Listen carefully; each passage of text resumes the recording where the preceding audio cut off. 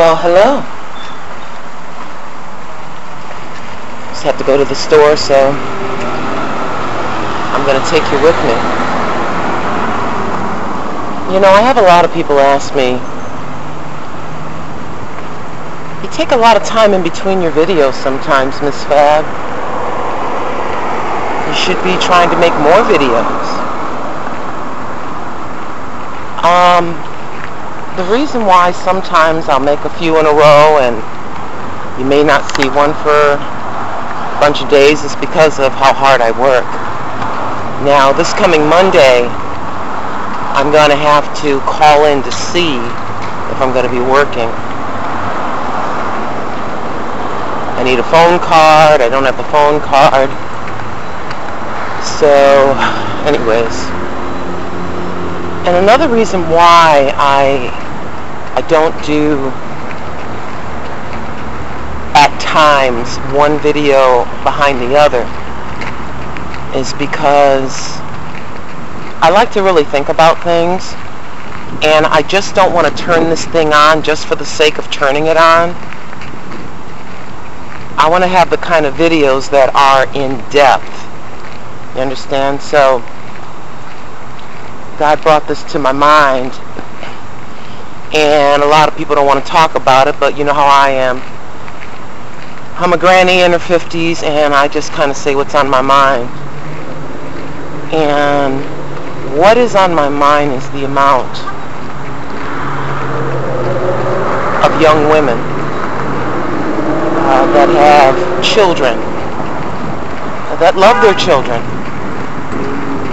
but in some cases they're so young they can't take care of their children, and they have to go to the system to get some help. When I discovered I was pregnant with my son, I was married at the age of, well, let's just say I was married at the age of, I was in my 20s. I grew up in the housing projects where there was this contest. Believe it or not, a contest of some of my schoolmates as to who could get pregnant first, who could have a baby first. Yes. And at the time, I thought that was kind of crazy. And so, there you have the 70s, when this was happening in the 70s. It is the year 2014. I don't know if it's so much a contest, but young girl, you have so much potential. You have no children at the moment. You're getting ready, it's Saturday, and you're getting ready to go out with your friends. And maybe some young boy from across the club will look you over and decide that he'd like to have a night with you. I want you to think twice about that. I want you to think about your future. I want you to think about what you can be. I want you to think about the nuggets of thoughts and ideas you have in your brain as to where you want to go, where you want to be, who you want to be. Who do you want to be? And I can tell you this much, it's very difficult once you have a child to try to turn it around and go back to school. You have no children, so you're given a golden opportunity to go ahead and finish high school, go ahead and get into college, whatever technical school you want to be in, and not live with, it's not that you won't love your children, but it's very difficult. You're being given an opportunity.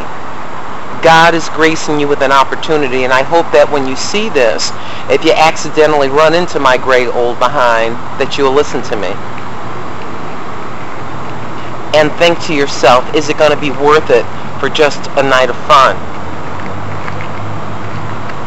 Because a night of fun, or 15 minutes of fun, or whatever that is, will lead to a lifetime of obligation, of taking care of another whole human being.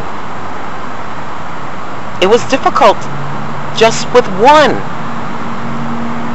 For me, just with one. So I want you to really, really think about yourself. I want you to really think about this. I want you to really think about the importance of doing you, educating you, getting a career for you.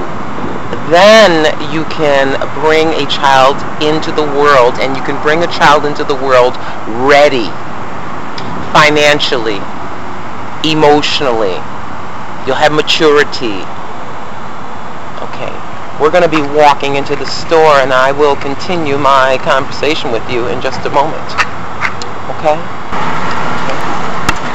Alright, we're leaving the store.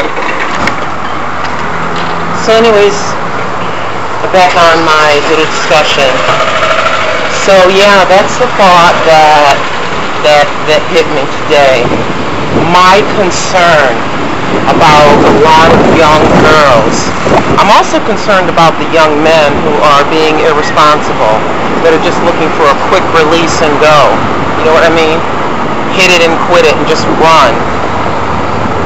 Now, I'm not saying that all young men and all young women are irresponsible. I'm just saying that I am seeing at my job, in my neighborhood, in videos, I'm seeing a lot of babies. I'm seeing lots and lots of babies. And babies are a gift from our Heavenly Father.